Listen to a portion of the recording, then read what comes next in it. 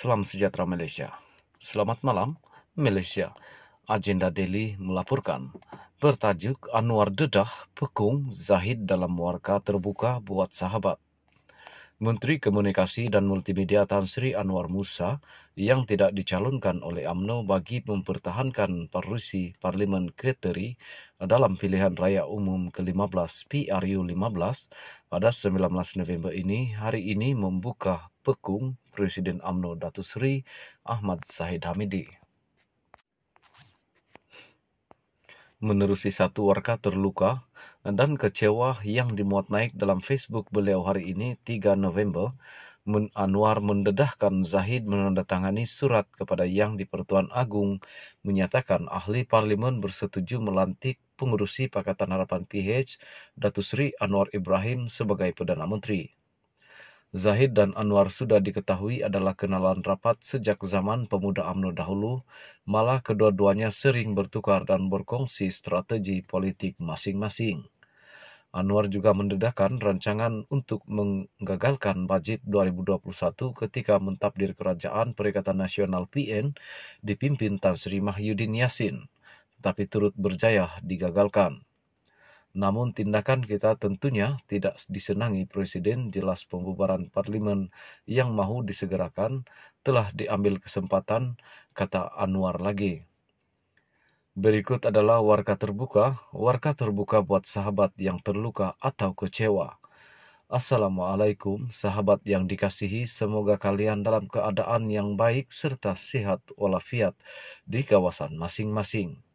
Kita sedang melalui ujian yang besar, teguhkan pendirian dan mantapkan kekudaan perjuangan. Penyingkiran kita bukan perkara yang tidak diduga, kita harus reda, kerana itulah harga untuk kita tegakkan pendirian kita. Ada perbezaan pendapat daripada Presiden, kita ahli-ahli parlimen bersama PM, kerana kita yakin itu yang terbaik buat parti kita.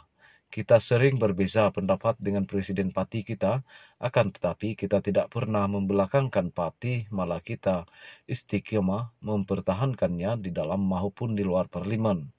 Kita tentu faham ketika kita menongkak arus, menolak kehendak Presiden kita berkali-kali, kita menggagalkan rancangan beliau kerana kita merasakan cara kita lebih baik, lebih benar buat parti. Siang dan malam kita berkumpul berbincang bila mana ada perbezaan pendapat dan kita sentiasa bersama. Ketika Presiden kita menandatangani surat kepada SPB YDP Agong dengan menyatakan ahli parlimen bersolidariti, bersetia dan bersetuju Anwar Ibrahim diangkat sebagai PM ke-9. Kita dengan tegas menolak kerana kita berpegang pada dasar parti dan PAU, no Anwar, no DAP. Kita tidak salah, kita berbeza pendirian dengan individu, bukan parti. Rancangan mengangkat Anwar yang kita gagalkan itu berganti pula dengan percubaan menggagalkan Belanjawan 2020. Sebagai strategi kepada kerajaan dan PM ketika itu, namun kita sekali lagi bersolidariti dan meluluskan setiap undian yang mencemaskan di Dewan Rakyat. Apabila 15 ahli sahabat MP kita tiba-tiba menarik sokongan dan ingin menjatuhkan PM ke-8 dan kita diarah oleh Presiden melalui SUA untuk membuat perkara yang sama, kita memilih cara yang lain untuk menyelamatkan parti kita dan sebaliknya, kita mengiktiharkan permuafakatan yang mengangkat DSIS sebagai PM ke-9. Kita tidak salah. Kita tentu ingat bagaimana kita berusaha siang dan malam untuk menyelamatkan parti kita.